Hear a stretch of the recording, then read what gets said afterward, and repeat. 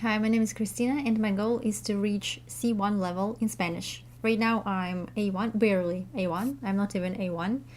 And my goal is not only to reach that level, C1 level, but also my ultimate goal is going to be like becoming a Spanish teacher. Because right now, I'm an English teacher, and I do enjoy my job. I love it immensely. But unfortunately, when you kind of know in and outs of a language, I don't claim to know it perfectly, but I know it pretty well.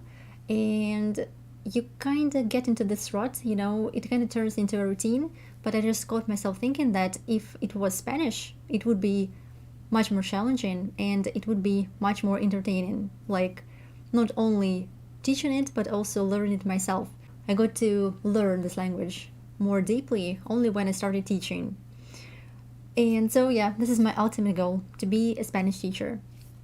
And today I just wanted to share some methods that I'm gonna apply, some methods that I'm gonna incorporate in my daily routine, in my just learning process. So first of all, I'm gonna outline what I am doing right now. For listening, I tried watching some Spanish shows, but to be honest, I find a lot of them pretty vulgar and like they're kind of centered around sexual relationships and also a lot of modern topics, like LGBTQ and like mental disorders and all that stuff. And to be honest, I'm kind of at this point of my life, I'm kind of fed up with such content, and that's why I have trouble finding something that I really like that I can really get into. And right now, I'm watching videos on YouTube, and I found a really great channel.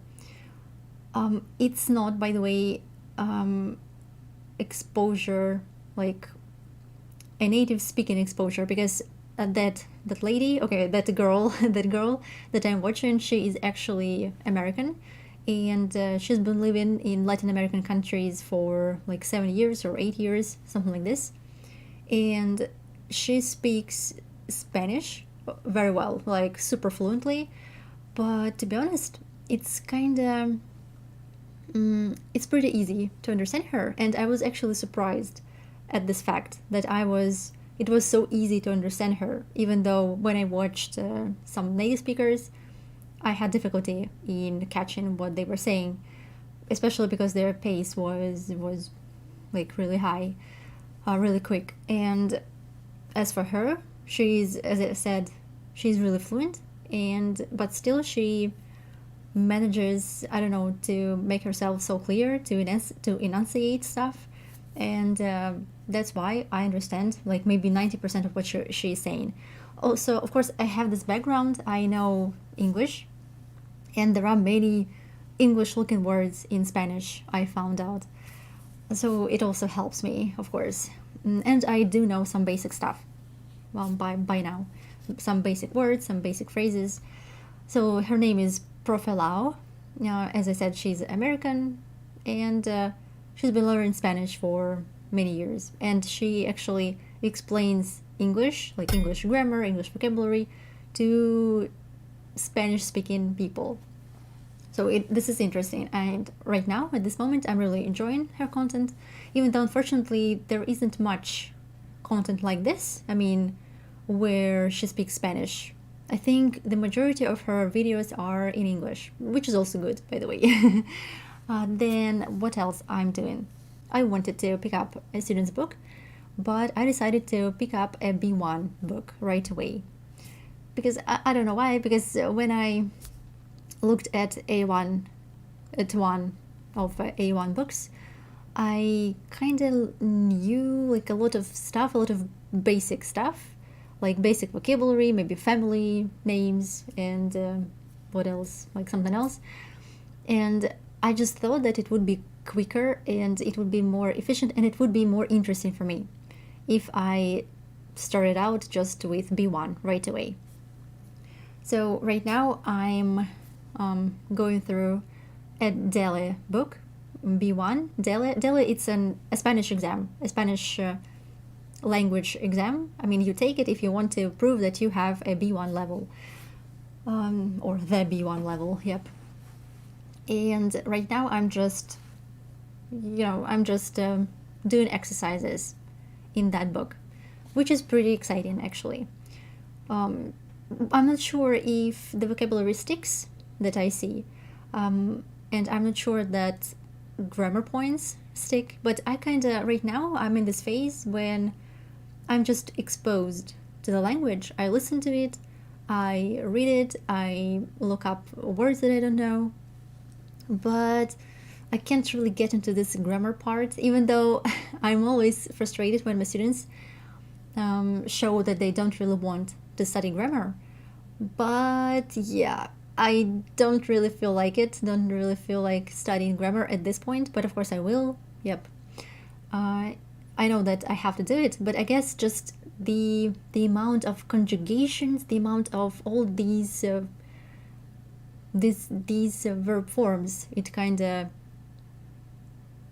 it is intimidating, I think, this kind of amount, and that's why it feels overwhelming, and I guess that's why I don't really want to start, because I think that I'm afraid of this prospect of memorizing all those forms in all those tenses. But of course I will get to it. I mean, if I want to reach C1 level, I will have to do it. And also, what else I'm doing? At this point, I guess nothing else. But also, from time to time, like I have two platforms. I mean, as a teacher, I work on one platform. It's like a school, an online school. And there, recently, they have added some Spanish materials. They are kind of like the majority of them, of the slides, they have been generated by AI, but it will do for me. I mean, right now I'm not picky at all, especially if there are some mistakes, because some teachers, they claimed that these materials, they contained some mistakes, but at this point I will not be able to recognize them, which is of course also kind of bad. I don't want to be exposed to bad language, incorrect language. But at this point it's okay, like just to work with vocabulary, with grammar somehow. And it is an interactive platform, so I just have to click on some, I just have to do some exercises by maybe dragging some words into the gaps, or just typing some words in the gaps, etc., stuff like this. And also I have a similar platform also for teachers. It's called AdVibe or ProgressMe, and on that platform they also have some free materials in Spanish, and again, from time to time I just dabble in it. I just open a slide and I do tasks there. And at this point, that is pretty much it. I'm looking forward to New Year because my mom is supposed to give me a textbook in Spanish as a present. And for me, to be honest, it's really crucial right now. I mean, to have something physical, to have something in paper, because I'm kind of, I'm really tired of staring at the screen all the time. And if I have to do something for pleasure, or for learning experience, by again staring at the screen, it kind of demotivates me, to be honest. And that's why, I'm really looking forward to this, to starting this journey, because I guess when I start this textbook, I start working with it, I will get the ball rolling, and the progress will kick in. The progress will start actually happening, if I can say it this way. Hey, fast forward to the 6th of January, and I have already gotten my present from my parents for New Year. This is a student's book. As you can see, it's called Frecuencias, and it is B1. As I mentioned, I wanted to create a challenge for myself, so I asked them specifically to buy me a B1 student's book.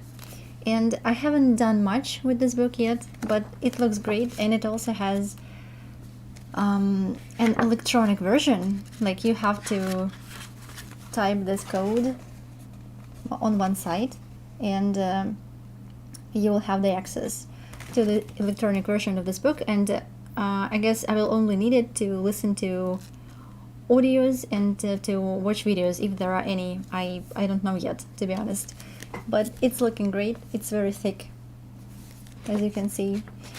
And I have already started it, but as I said, I haven't done much. Hopefully when I'm done with this book, my level will be increased. Yeah, back to the video. So this is it. It's not even about my progress, yeah, what I've done, because I haven't done much. I'm just, I have enumerated just some resources that I'm using right now. And again, as an experiment, I can speak some Spanish, but as I said before, I haven't done much practice, so maybe it's kind of useless, but still I will do it. Me llamo Cristina y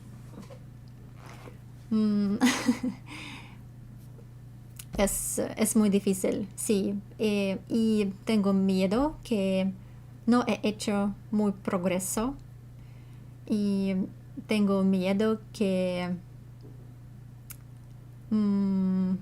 sí, sí. Y basta, sí. Y ya. Ahora, para practicar el español, yo a veces hablo con mí misma, con mí misma. Por ejemplo, cuando estoy caminando por la calle, estoy pensando en español y estoy hablando con mí misma. Sí. Yeah, and that's it. I think this is enough. And see you in the next video, and hopefully next time it will be more interesting to watch what I say in Spanish. Yeah, bye. See you.